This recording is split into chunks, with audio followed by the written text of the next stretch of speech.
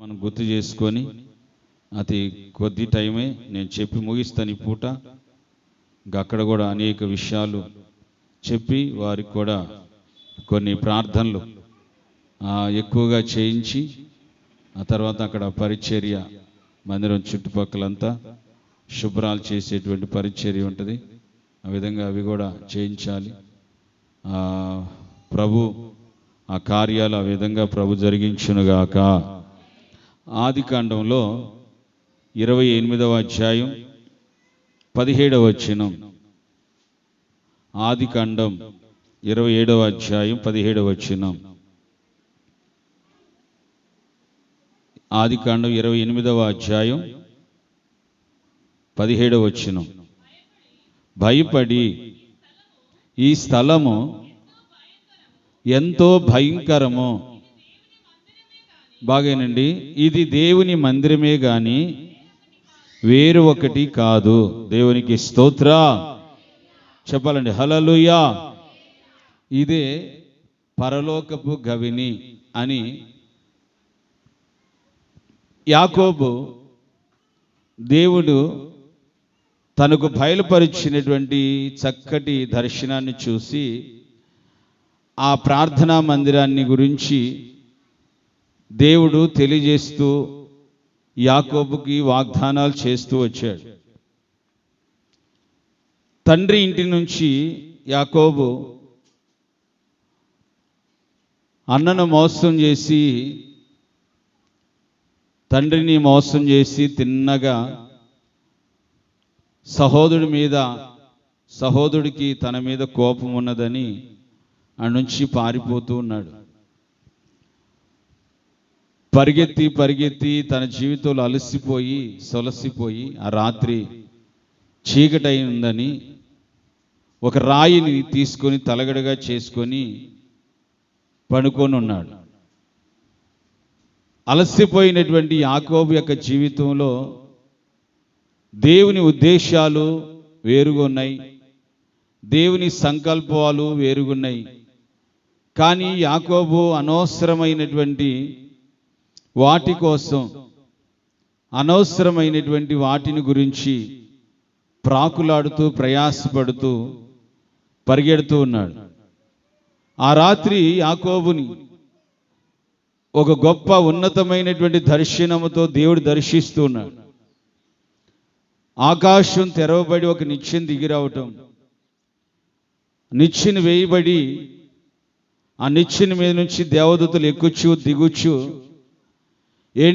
ఆ నిచ్చెన కొన మీద దేవుని సింహాసనం, దేవుడు కూర్చొని ఉండటం, దేవుడు మాట్లాడటం యాకోబు స్పష్టంగా చూస్తున్నాడు.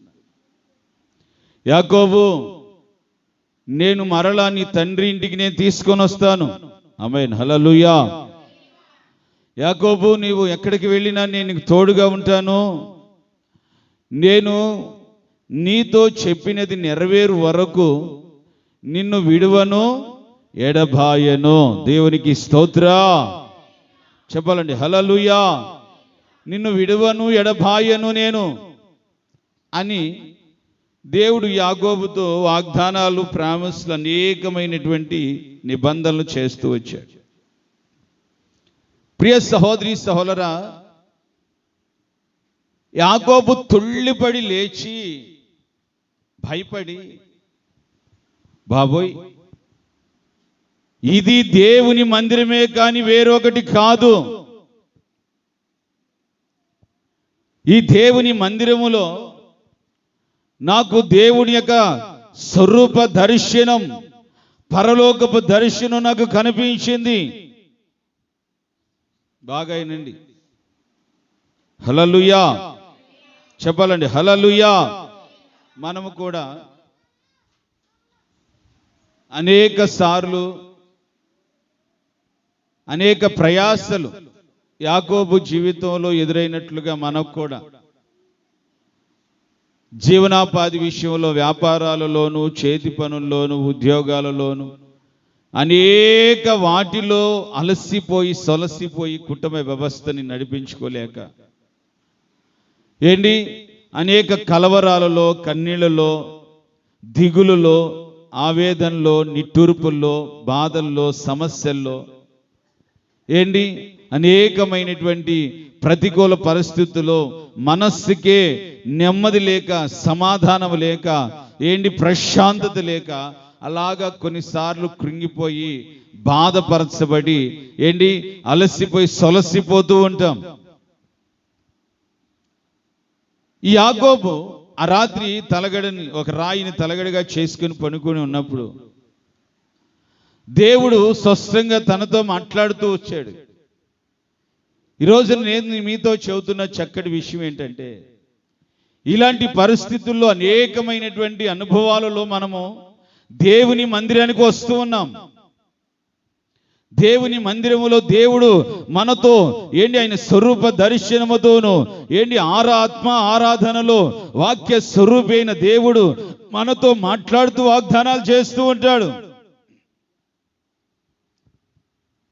మనము ఇది దేవుని మందిరమే కానీ వేరే ఒకటి కాదు, ఇది ఇక్కడ దేవుడే స్వరము మనకి వినపడుతుంది కానీ వేరే ఒక స్వరం మనకి వినపడదు, ఇక్కడ దేవుడే నివసిస్తాడు కానీ వేరొకరు నివసించట్లేదు అని మన అంతరంగములో మనము గ్రహించే వారముగా ఉండాలి.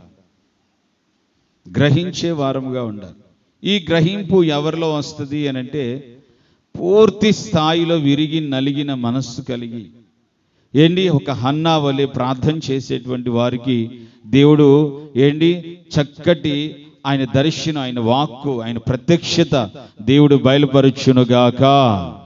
ఆమేన్. హల్లెలూయా చెప్పాలండి. హల్లెలూయా, హల్లెలూయా. ఆయన వాక్కు, ఆయన యొక్క అభయ హస్తము, ఆయన వాగ్దానాలు, ఆయన యొక్క దర్శనాలు అట్టి వారికి దేవుడు కలగజేస్తాడు. కొంతమంది దేవుని మందిరానికి వస్తారు, ఇది దేవుని మందిరమా కాదా అన్న అవగాహన ఉండదు. యాకోబు అంటున్నాడు, ఇది దేవుని మందిరమే కానీ వేరే ఒకటి కాదు. ఆమేన్. హల్లెలూయా చెప్పండి. హల్లెలూయా.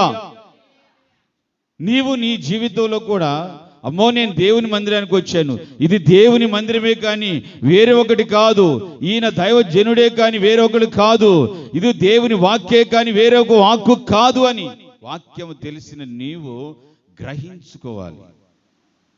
అట్టి గ్రహింపు నీలోనికి వచ్చినప్పుడు తప్పనిసరిగా దేవుడు నిన్ను దర్శించునుగాక, దేవుడు నీతో మాట్లాడునుగాక. యాకోబు అక్కడ వెంటనే ఏం చేశాడు తెలుసా? ఆ రాయిని నిలిపి నూనె పోసి, ఆ రాయి ఎందుకు నిలిపాడు, ఎందుకు నూనె పోసాడు అనంటే, ఒక గుర్తు కోసం ఆ నడుస్తున్న అరణ్యంలో, ఆ ప్రయాణంలో మరలా ఎక్కడ మర్చిపోతానేమోనని దేవుని మందిరం, ఎక్కడ విడిచిపెడతానేమోనని దేవుని మందిరం. ఈ యాకోబు ఏం చేశాడు తెలుసా? తిన్నగా ఒక రాయిని నిలిపి దానికి నూనె పోసి, ఇది దేవుని మందిరమే కానీ వేరే ఒకటి కాదు. అందరూ అనండి ఆ మాట, ఇది దేవుని మందిరమే కానీ. అందరూ అనండి గట్టిగా అనండి, ఇది దేవుని మందిరమే కానీ. నువ్వు స్పెషల్గా చెబుతున్నావు ఏంటి? మట్టి కుప్పలు చాలా ఉండి ఎత్తిపోయాలా? హల్లెలూయా చెప్పాలా? హల్లెలూయా. ఇది దేవుని మందిరమే కానీ వేరే ఒకటి కాదు, ఇది దేవుని వాక్యమే కానీ వేరే ఒకటి కాదు, ఈయన దైవజనుడే కానీ వేరే ఒకటి కాదు. హల్లెలూయా చెప్పాలండి. హల్లెలూయా, హల్లెలూయా. ప్రియ సహోదరి సహోదరా, దేవుని యొక్క సన్నిధిలో, సముఖంలో మనం అలాగా ఫీల్ అవ్వాలి. అలాగా అని మన హృదయంలో నిశ్చయించుకొని దైవ భక్తితో, విశ్వాసముతో, ఆత్మీయతతో, కన్నీటితో దేవుని సన్నిధిలో ఎప్పుడైతే మనం ప్రార్థన చేస్తామో, మన ప్రతి ప్రార్థన నా దేవుడు అంగీకరించునుగాక. చప్పట్లు కొడదాం గట్టిగా. నా దేవుడు ఆలకించునుగాక, నా దేవుడు అంగీకరించునుగాక. మీ ప్రతి ప్రార్థన ఈ స్థలములో ఆలకించబడునుగాక. ఆమేన్. హల్లెలూయా చెప్పాలండి. హల్లెలూయా, హల్లెలూయా. మొదటి కొరింథీ పత్రికలో 3వ అధ్యాయంలో 16వ వచనంలో పౌలు గారు చెబుతాడు,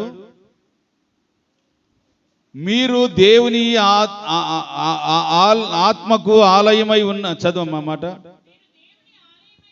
మీరు దేవుని యొక్క ఆలయమై ఉన్నారనియు దేవుని ఆత్మ మీలో నివసించుచున్నాడని మీకు తెలియదా?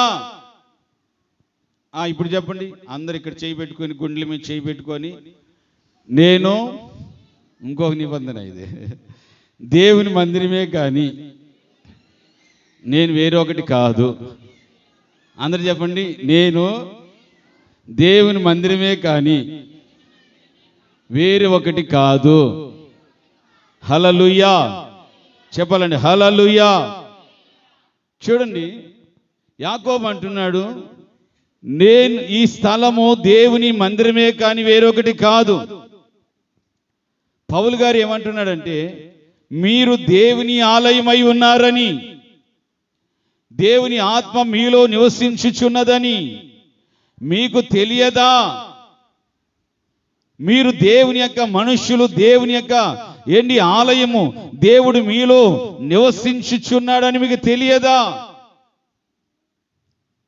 మనము ఎప్పుడు కూడా, ఎనీ టైం కూడా, ఎక్కడ ఉన్నా కానీ ఏలియాలాగా మనం ఏం చెప్పుకోవాలి తెలుసా? అహాబు రాజు దగ్గరికి వెళ్ళినా, కొన్నిసార్లు ప్రార్థన చేసేటువంటి సమయాల్లో కానీ, కొన్నిసార్లు సమాజంలో వాక్యం చెప్పేటప్పుడు కానీ, ఏలియా తను ఏమి నిర్ధారణ చేసి చెప్పేవాడు తెలుసా? నేను ఎవని సన్నిధిలో ఉన్నానో తెలుసా అనేవాడు. హల్లెలూయా. నేను ఎవరి సన్నిధిలో ఉన్నానో తెలుసా, నేను ఎవరి సేవకున్నో తెలుసా అని ఒక నిర్ధారణ పూర్వకంగా చెప్పేవాడు.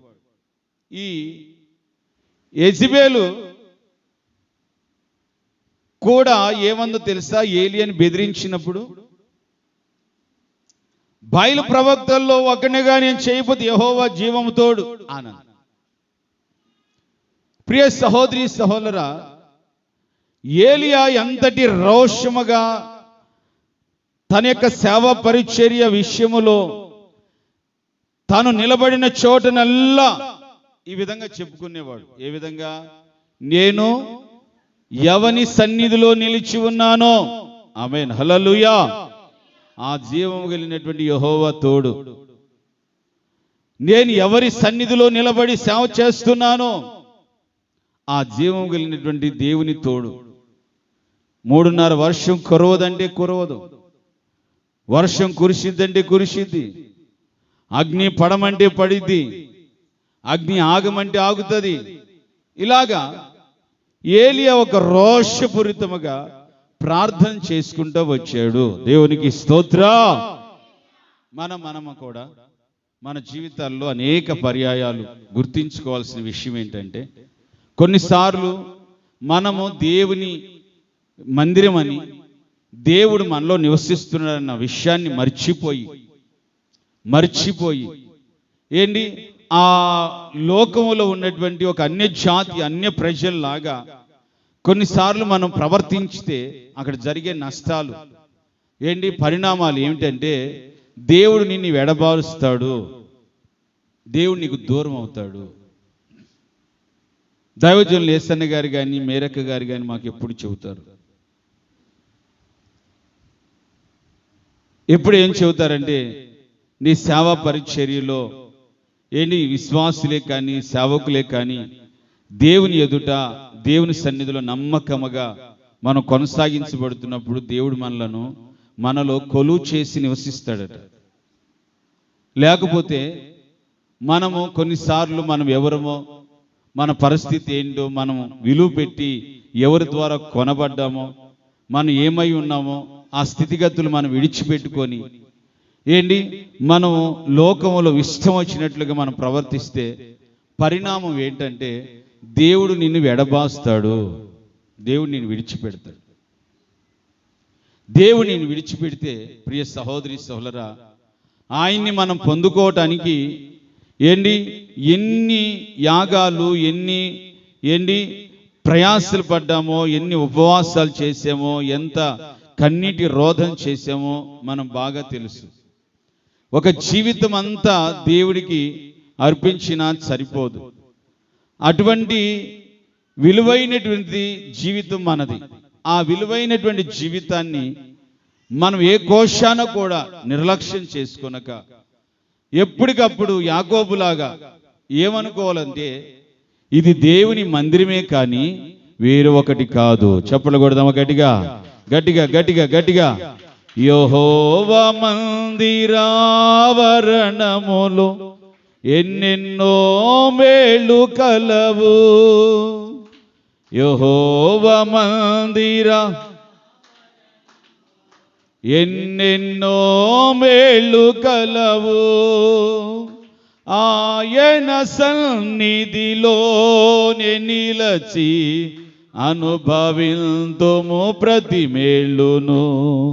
ఆయన సన్నిధిలోనే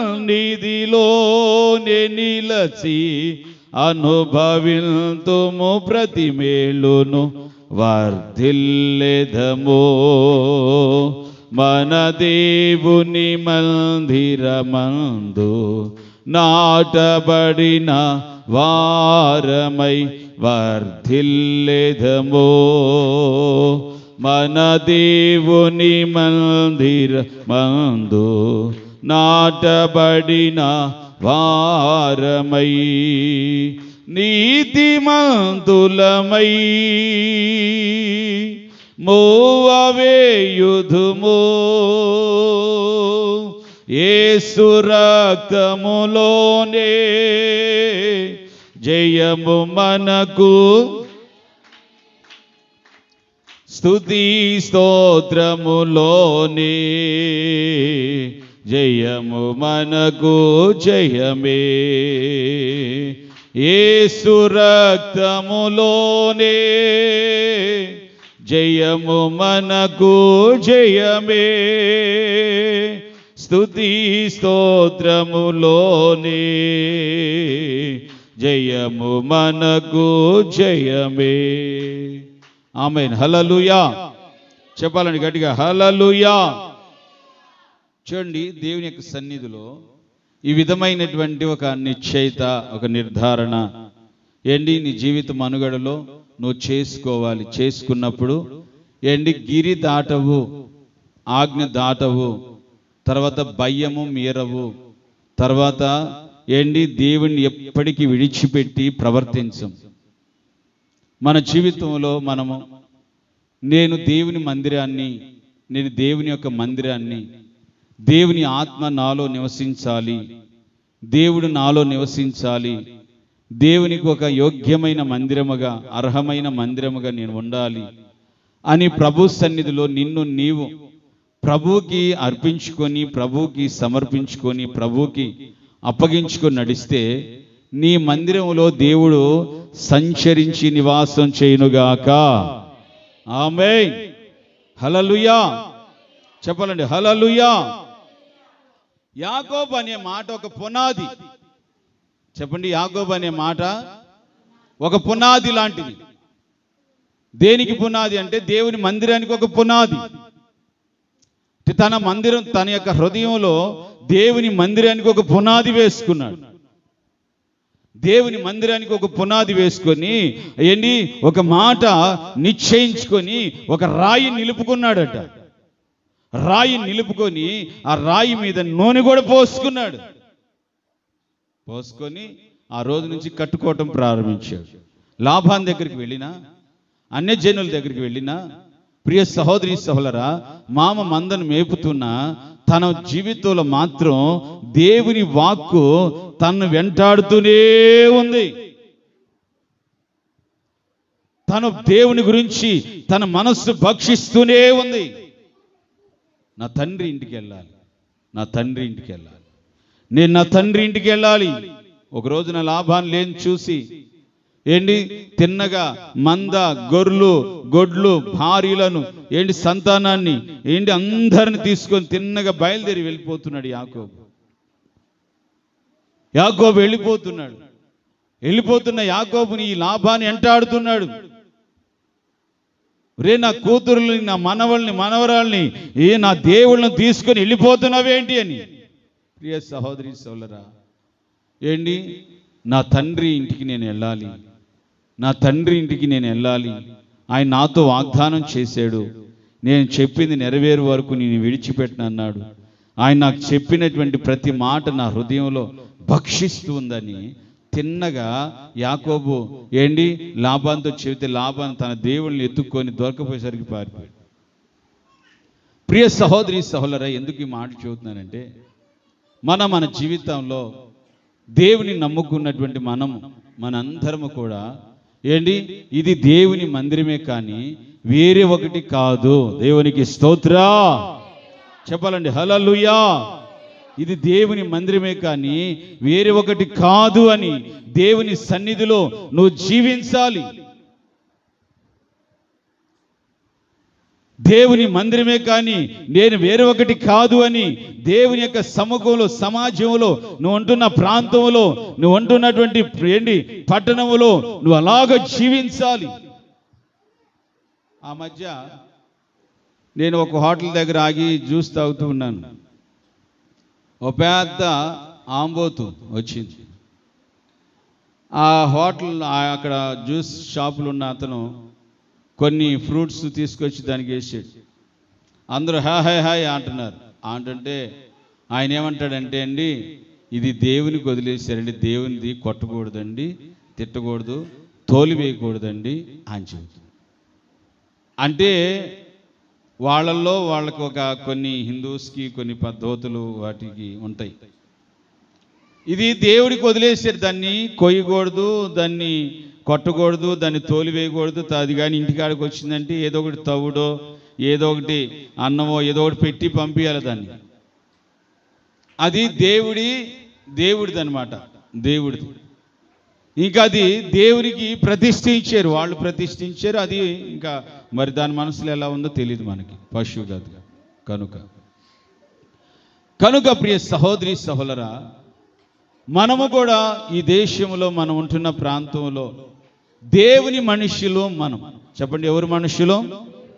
చెప్పండి, ఎవరు మనుష్యులు? దేవుని మనుష్యులం. మనిషికి మనుష్యులము కాదు మనం. నువ్వు వాళ్ళ మనిషివో, వీళ్ళ మనిషివో, లేకపోతే వాళ్ళ సంబంధివో, వీళ్ళ సంబంధిగా జీవించకూడదు. అటు జీవిస్తే పరలోకానికి వెళ్ళం. కేవలం పరలోకపు దేవుని సంబంధులంగానే ఉండాలి. మనం ఉన్నప్పుడే తప్పనిసరిగా దేవుడు మనల్ని మన హృదయంలో, మన ఆలయంలో ఆయన నివాసం చేసి ఆయన మనలను తప్పక నిత్య సియోనికి, యెరూషలేముకి ఆయన చేర్చునుగాక. ఆమేన్, హల్లెలూయా. చెప్పాలండి, హల్లెలూయా. ఈ మందిరానికి ఉన్నటువంటి కొన్ని ప్రియ సహోదరి సహోదరా, నీ బాధ్యత ఏంటి? నీ బాధ్యత ఏంటి? మందిరానికి ఎదురయ్యేటువంటి పోరాటాలు ఏంటి? ఈ మందిరాన్ని గురించినటువంటి బాధ్యత ఏంటి నీకు? తర్వాత మందిరానికి ఎదురయ్యే పోరాటాలు ఏంటి? ఆ పోరాటాల్లో నీవు ఎంత మటుకు ఈ మందిరాన్ని కాచుకోనగలుగుతున్నావు, కాపాడుకోవాలి, ఆ తర్వాత నిలుపుకోవాలి, కట్టుకోవాలి, స్థిరపరచుకోవాలి. ఇది సబ్జెక్ట్. దేవునికి స్తోత్ర చెప్పాలండి, హల్లెలూయా. మొదటిగా ఎజ్రా పుస్తకంలో, నెహెమ్యా, ఎజ్రా కాలంలో బబులోనీయులు వచ్చారు. వచ్చి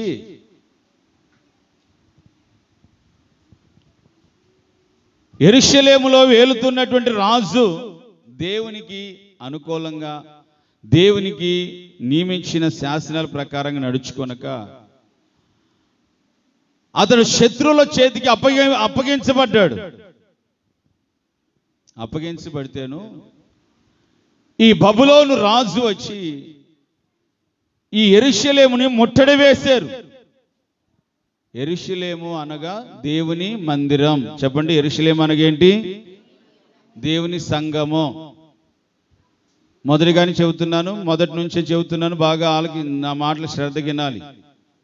మనమే దేవుని, చెప్పండి, మనమే దేవుని, అందరి స్వరమే చెప్పండి, మనమే దేవుని మందిరం. యెరూషలేము దేవుని మందిరం.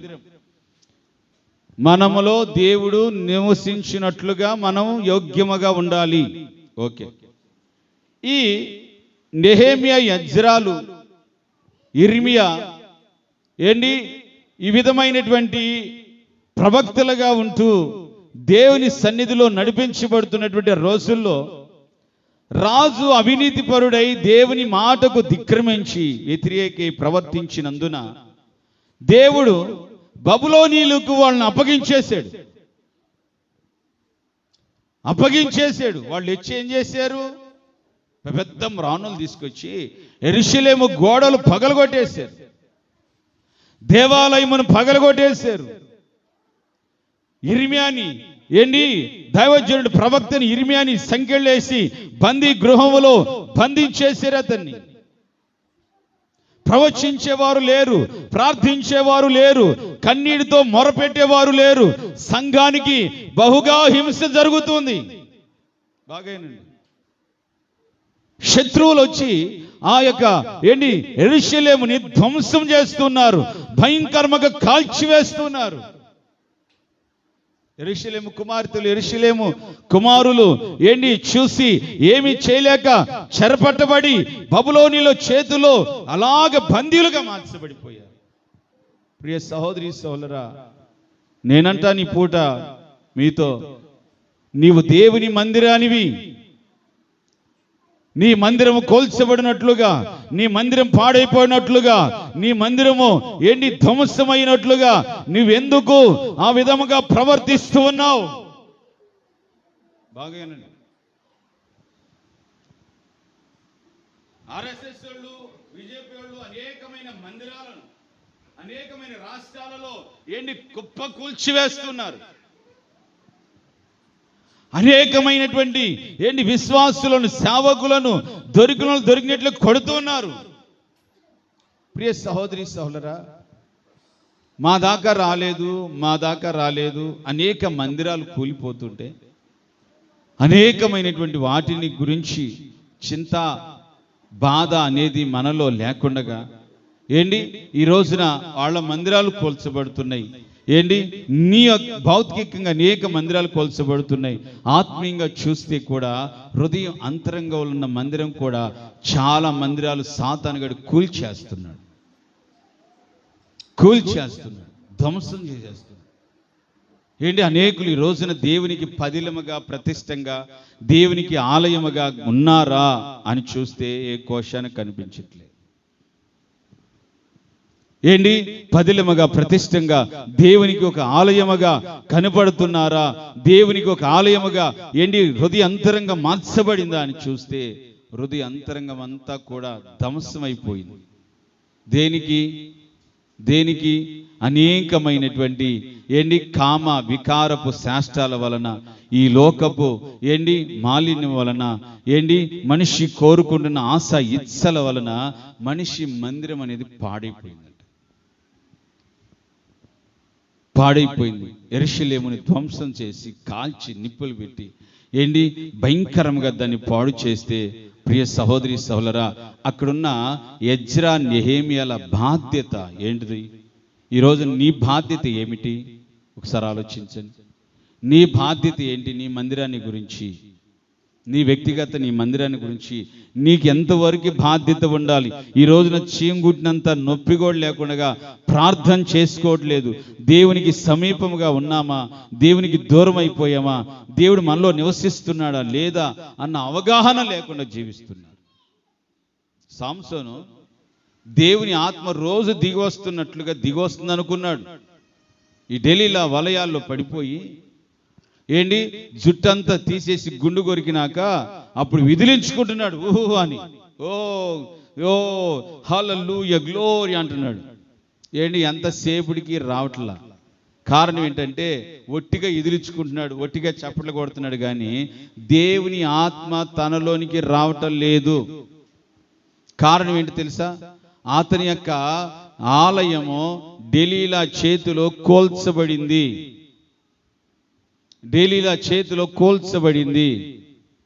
కనుక ప్రియ సహోదరి సహోదరా, నీవు నీ మందిరాన్ని గురించి, నీవు నీ అంతరాత్మలో కట్టబడుతున్న మందిరాన్ని గురించి ధ్వంసము కాకుండా నీ మందిరము దేవునికి ఒక ఆలయముగా, దేవుని నివసించే ఒక ఆలయముగా మార్చబడినట్లుగా ఎజ్రా నెహెమీయాల వలె నువ్వు కేర్ తీసుకోవాలి. దేవునికి స్తోత్రం చెప్పాలండి. హల్లెలూయా, హల్లెలూయా. ఏంటి ఆ వెళ్ళి కోల్చబడిన ఆ మందిరాన్ని మరలా ఏం చేస్తున్నా తెలుసా?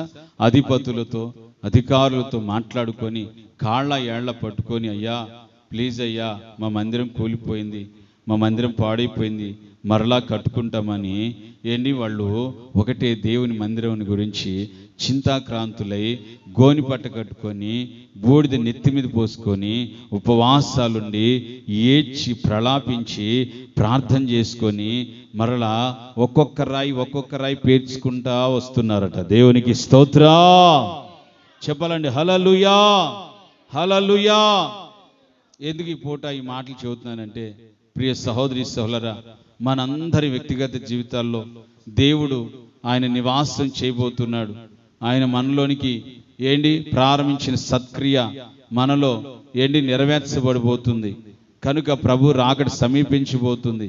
నువ్వు ఇంకా ఆది ఆదాములాగా పాత కాలపు జీవితంలో ఎలాగున్నావో అలాగనే నువ్వు ఉంటే, నీ అంతరాత్మ అనేది బాగుపడకపోతే, నీ అంతరాత్మ అనేది కట్టబడకపోతే, నీ అంతరాత్మ అనేది స్థిరపరచబడకపోతే, దేవుని కోసం పదిలపరచబడకపోతే నీ జీవితం విడిచిపెట్టబడే పరిస్థితుల్లో నువ్వు ఉండిపోతావు.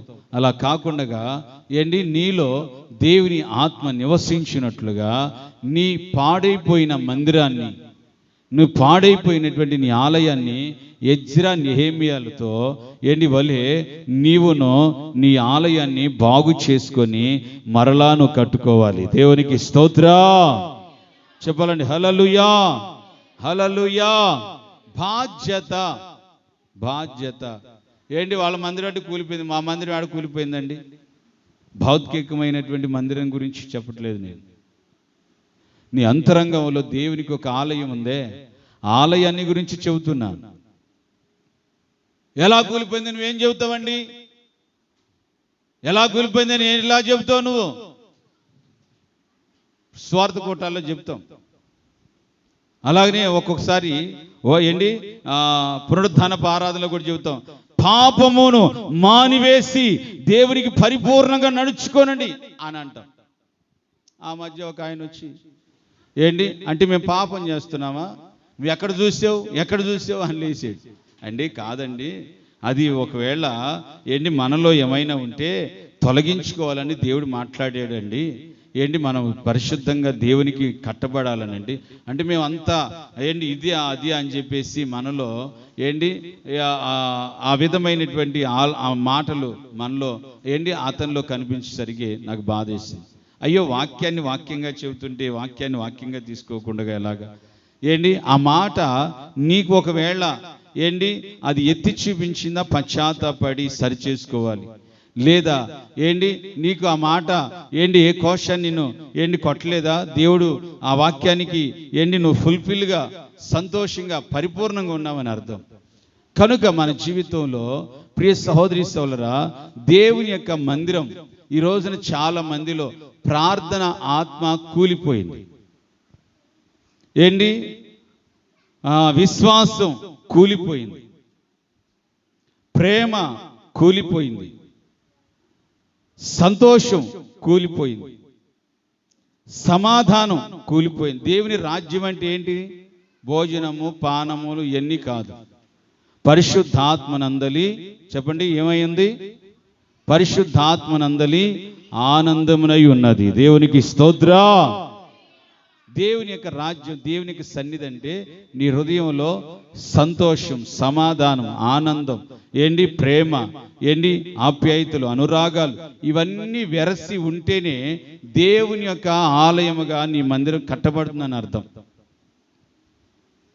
లేకుండగా మన యొక్క ఆలయం చెరపబడి, ప్రార్థనలో చెరపబడ్డావు, విశ్వాసంలో చెరపబడ్డావు, ప్రేమలో చెరపబడ్డావు, ఆత్మీయతలో చెరపబడ్డావు, దేనిలో లేదు. మొదట్లో ప్రారంభంలో బాప్తిసం పొందినప్పుడు ఎలాగ వైరాగ్యంగా చేసావో ఇప్పుడు చేయగలుగుతున్నావా? అనంటే దానికి నిర్దార్శన ఏంటంటే నీ మందిరం ఎక్కడో బద్దలైపోయింది, ధ్వంసమైపోయింది అని మనం నిర్ధారించుకోవాలి. ఏంటి నిర్ధారించుకొని ఎజ్రా నెహెమ్యా లాగా మనం మన మందిరం విషయంలో కేర్ తీసుకొని మరలా ఉపవాసం ఉండి కన్నీళ్లు కాచి పోయిన వరాలు ఏమిటో, పోగొట్టుకున్నటువంటి తలంతులు ఏంటో మరలా దక్కించుకొని దేవుని సన్నిధిలో ఆశీర్వాదకరమైన జీవితం చేయుదుముగాక. ఆమేన్. హల్లెలూయా, హల్లెలూయా. కష్టపడి ప్రయాసపడి వాళ్ళు మరలా ఒక రాయిని పేర్చుకొని చక్కగా కట్టుకున్నారట. వాళ్ళందరూ ఏంటి, స్త్రీలేమి, పిల్లలేమి, పెద్దలేమి, వృద్ధులేమి అందరు కలిసి చక్కగా ఏంటి ఆ ప్రార్థనా మందిరాన్ని నిలుపుకున్నారట. ఏంటి వాళ్ళకి దేవుని యొక్క దేవుని యొక్క హస్తము ఏంటి తోడుగా ఉందంట. దేవునికి స్తోత్రం చెప్పాలండి. హల్లెలూయా. దేవుని యొక్క హస్తము తోడుగా ఉందంట. ఈ రోజున నీవు కూడా ఏంటి ఎంతమంది అన్యుల మధ్యలోనే ఉండు, ఎంతమంది అవిధేయుల మధ్యలో ఉండు, ఎంతమంది ఎటువంటి చోటైనా ఉండు, నువ్వు ఒకటే మాట అనుకోవాలి, నేను దేవుని మందిరమే కానీ వేరే ఒకటి కాదు. అందరూ ఇంకోసారి ఎవరు ఎవరు అందరు చెప్పండి, ఎవరు గట్టిగా చెప్పండి, ఎవరు నేను అని గట్టిగా చెప్పండి, ఎవరు నేను అనండి. నువ్వు గట్టిగా చెప్పండి, నువ్వు. హల్లెలూయా చెప్పాలండి. హల్లెలూయా.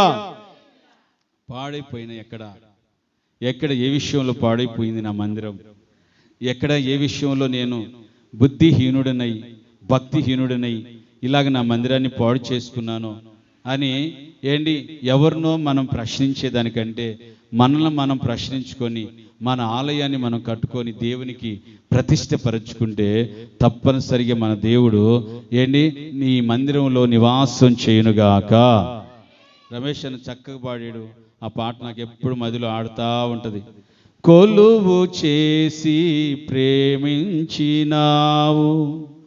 కోరదగినది ఏముంది నాలో, స్వార్థమెరుగని సాత్వికుడా నీకు సాటెవ్వరు, నీవేనా ప్రాణము, నిన్ను వీడి నేనుండలేను, నీవేనా నిన్ను వీడి స్వరమెత్తాలి, బేస్ పెట్టుకోవాలి. నూతన గీతము మనోహరుడా యేసయ్యా, నీవు చూపిన ప్రేమను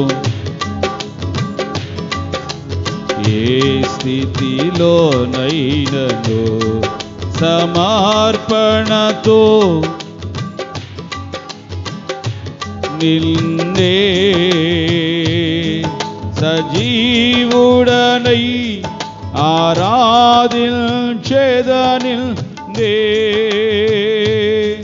సమర్పణతో సేవించెదను నిన్నే, సజీవుడనై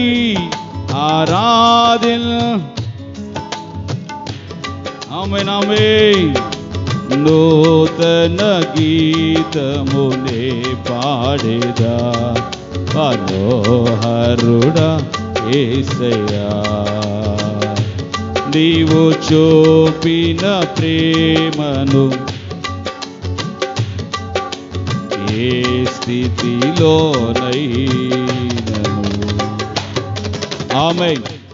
హల్లెలూయా చెప్పాలండి. హల్లెలూయా. ఏంటి ఆ విధంగా మనము దేవుని మందిరం, ఒకవేళ ఆ మందిరం ఎక్కడైనా డ్యామేజ్ అయితే, ఎక్కడైనా ఏమైనా పాడైపోతే అది నీకే తెలుసు, నాకు తెలియదు.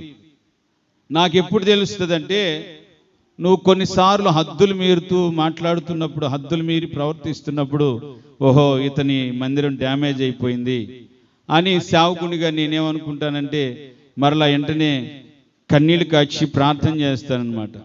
ప్రభా, ఒకప్పుడు చక్కగా ఈ మందిరంలో నుంచి ఆత్మీయ అనురాగాలు ఉప్పొంగాయి, ఆత్మీయ గీతాలు స్పందించాయి, ప్రార్థనలు ఎడతెగక రేగాయి.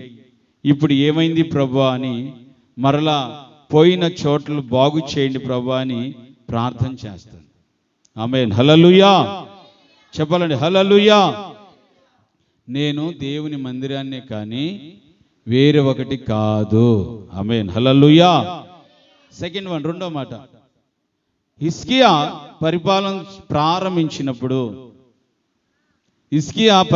ప్రారంభించినప్పుడు అతడు ఇశ్రాయేలీయుల చేత ఎంపిక చేయబడి, దేవుని చేత ఎంపిక చేయబడి, అతడు రాజైన మొట్టమొదటి దినములలోనే ఏం చేశాడు తెలుసా? అతడు తిన్నగా దేవుని మందిరానికి వచ్చాడంట. చెప్పండి, ఏడికి వచ్చాడంట?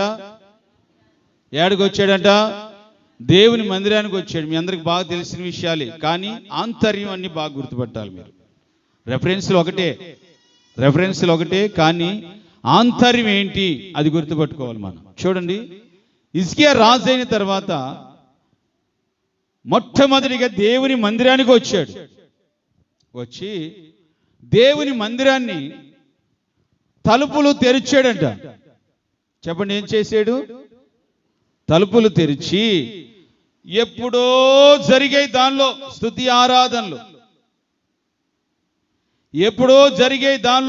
ఆరాధనలు, పాస్టర్లు ఎప్పుడో ఉన్నారు, దానిలో లేరు. బూజు పట్టిపోయింది, పాడైపోయింది. అటువంటి మందిరాన్ని హిజ్కియా ఏం చేశాడు తెలుసా?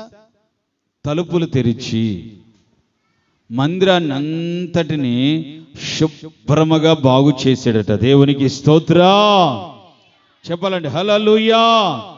మందిరాన్ని అంతటిని శుభ్రంగా బాగు చేశాడట. చేసి మరలా బలిపీఠాలను కట్టాడు. చెప్పండి, ఏం చేశాడు? బలిపీఠాలను కట్టాడు. కట్టి ఏంటి? బలిని అర్పించడానికి యాజకులను నియమించాడు. తర్వాత తంబూరాలను, సితారాలను వాయించు వారిని నియమించాడు. బోరలు ఊది వారిని నియమించాడు. దేవుని మందిరములో జరగవలసినటువంటి విధముగా, చెప్పండి, దేవుని మందిరములో జరగవలసినటువంటి విధముగా జరుగునట్లుగా హిజ్కియా ఆ విధముగా రాజు అయినటువంటి మొట్టమొదటి తొలి దినముల్లోనే హిజ్కియా దేవుని మందిరాన్ని గురించి బాధ్యత వహించి నడిచాడు. అతని దేశము ఆశ్చర్యముగా అభివృద్ధి పొందుచున్నదంట. చెప్పలు కొడదామా గట్టిగా? ఆశ్చర్యముగా అభివృద్ధి పొందుచు ఉన్నదంట. నేనంటాను, నువ్వు చేసే చేతి పనులు, ఉద్యోగాలు, వ్యాపారాలు ఏంటి, ఎట్టిది ఏదైనా సరే, ఏమైనా చేయి, నువ్వు అది అభివృద్ధి పరచబడాలి, ఆశీర్వదించబడాలి అని అంటే మొట్టమొదటిగా నువ్వు చేయాల్సిన తొలి కార్యం ఏంటి అంటే, ప్రియ సహోదరి సోదరా, మనం డబ్బును చూసుకుని అతిశయపడకూడదు. ఏంటి, మన ఉద్యోగాలను చూసుకుని అతిశయపడకూడదు. మనం ఈ లోకంలో ఉన్నటువంటి సిరి సంపదలను చూసుకుని మనం అతిశయపడకుండా మనము మన అతిశయమైన, మన ఆనందమైన ఒకటే, మన ప్రభువైన యేసుక్రీస్తు ఒక్కడే. దేవునికి స్తోత్రం చెప్పాలండి. హల్లెలూయా. మన ప్రభువైన యేసుక్రీస్తు ఒక్కడే. హిజ్కియా దేవుని మందిరంలో జరగవలసినటువంటి విధముగా బాగు చేసి, తలుపులను తెరిచి, ఏంటి, బలిపీఠాలు నిలిపి, ఏంటి, బలులు అర్పించడానికి యాజకులను నియమించి, దేవుని యొక్క మందిరములో ఏంటి, బోరలు ఊదువారిని తీసుకుని వచ్చి దేవుని యొక్క యాజకత్వం జరుగునట్లుగా చేశాడు. ఈరోజు నేను చెప్తాను, నువ్వు ఒక దేవుని మందిరానివి, నువ్వు ఒక దేవుని ఆలయానివి. నీ ఆలయములో ఏంటి, దేవుని యొక్క స్తుతి ఆరాధన జరగాలి. నీ ఆలయములో బలిపీఠాలు కట్టబడాలి. నీ ఆలయములో ఏంటి, బలులు అర్పించే యాజకులు ఉండాలి. నీ ఆలయములో ఏంటి, బూరలు ఊదువారు ఉండాలి. ప్రియ సహోదరి సోదరా, మన ఆలయములోనే ఈ విధమైనటువంటి కార్యాలన్నీ జరగాలి. జరిగినప్పుడు దానిని ఏమంటారంటే దేవుని మందిరము అంటారు. చెప్పండి, ఏమంటారు వాటిని? లేకపోతే ఏం జరగలేదనుకో, దానిని ఏమంటారు? ఒరే, ఒకప్పుడు బాగా జరిగిందిరా ఈ చర్చి, ఇప్పుడు పాడైపోయిందిరా, మూతపడిపోయిందిరా అంటారు. ఏంటి, నేను తణుకు దగ్గర ఒక సినిమా హాలులో దైవజనులు వెస్లన్న గారు 2 రోజులు మీటింగ్లు పెట్టారు. ఒకరోజు ఆయన, ఏంటి రెండో రోజు కూడా ఆయనే. కానీ ఎస్ అన్న గారికి బాగాపోతే అడావుడిగా వెళ్ళిపోయాడు. ఆడున్న సేవకులందరిలో జయరాజ్ పాస్టర్ని చెప్పమని చెప్పి అని, ఏంటి వాక్యం చెప్పమని అని అన్నగారు ఫోన్ చేశారు అక్కడ ఉన్నటువంటి అసిస్టెంట్ పాస్టర్కి. ఏంటి అక్కడ నిలబడి వాక్యం చెప్పి ఆ రోజున అనేక వేల మందికి ప్రార్థన చేసాం. ఆ రోజున అక్కడి నుంచి ఆ పక్కనే ఒక గ్రామం, అది ఆ సినిమా హాల్ని దేవుని మందిరముగా మార్చేశారు. దేవునికి స్తోత్రా చెప్పాలండి, హల్లెలూయా. అందరూ ఏమంటారు తెలుసా? చూసిపోయే వాళ్ళు అందరూ ఏమంటారు తెలుసా? ఒరే, ఒకప్పుడు ఇది సినిమా హాల్ రా, ఇప్పుడు ఏంటిది? అందరు చెప్పండి, ఇది ఏంటిది? ఇది ఒకప్పుడు సినిమా హాల్ రా, ఇప్పుడు ఏంటిది? దేవుని మందిరం. ఆ మందిరం పేరు ఏంటి చెప్పండి? అది. అరే, ఇది ఒకప్పుడు సినిమా హాల్ రా, ఇప్పుడు దేవుని మందిరము. చెప్పండి, ఏంటిది ఇది? ఇప్పుడు ఆ మందిరములో స్తుతి ఆరాధన జరగకపోతే, నైవేద్యాలు జరగకపోతే, బూరలు ఊదువారు లేకపోతే, యాజకులు లేకపోతే, బలులు అర్పించేవారు లేకపోతే, దానిని ఏమంటారనంటే ఒకప్పుడు బాగా జరిగింది, ఇప్పుడు మూత వేయబడిన చర్చిరా అంటారు. మనల్ని కూడా అదే అంటారు. ఏమంటారు తెలుసా?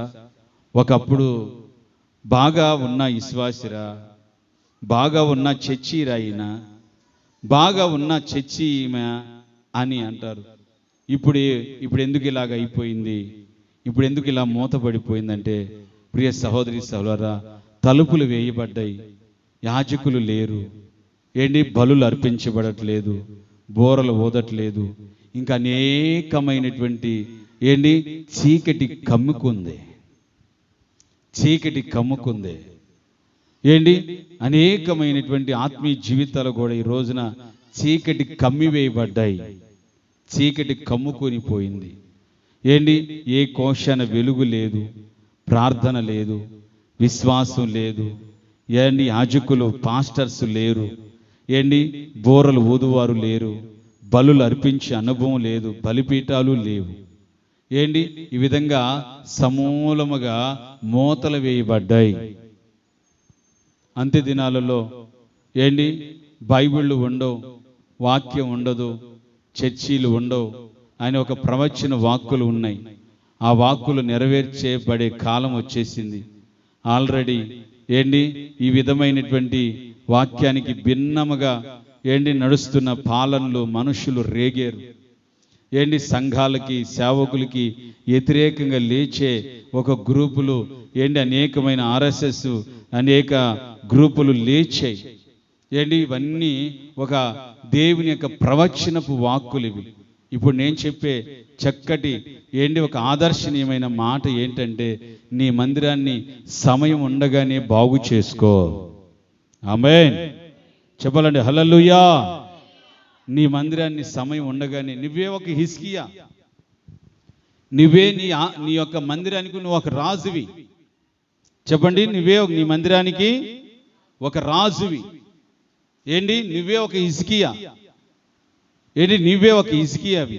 నీ మందిరాన్ని నువ్వు బాగు చేసుకోవాలి, నీ మందిరాన్ని నువ్వు ఓపెన్ చేసుకోవాలి, నీ మందిరాన్ని నువ్వు బూజులను దులుపుకొని శుద్ధపరుచుకొని యాజకులను, సేవకులు నియమించుకొని యాజకత్వం జరుగునట్లుగా చేసుకోవాలి. లేకపోతే మూత వేసుకుంటే, మూత అంటే ఏంటి తెలుసా? మూత అంటే ఏంటి తెలుసా? మాకెందుకు వచ్చిందిలే అని నోరు మూసుకోవటం, మాకెందుకు వచ్చిందిలే అని ప్రార్థన చేయకపోవటం, మూత వేసుకునే అనుభవం అది. కనుక అటువంటి పరిస్థితులు మనం పడిపోకున్నట్లుగా ఈ విధంగా హిజ్కియా వలె దేవుని సన్నిధిలో మనము కూడా దేవుని మందిరాన్ని బాగు చేసుకొని, దేవుని యొక్క రాకడకు, రాజ్యానికి మన మందిరములో కూడా దేవుడు నివాసం చేసేటట్లుగా దేవుని యొక్క రాకడకు, రాజ్యానికి దేవుడు మనలో నివాసం చేయనట్లుగా ఒక యోగ్యమైన పరిశుద్ధమైన మందిరముగా, మహిమ కలిగిన మందిరముగా మార్చబడదముగాక. అందరు మోకరిస్తారు.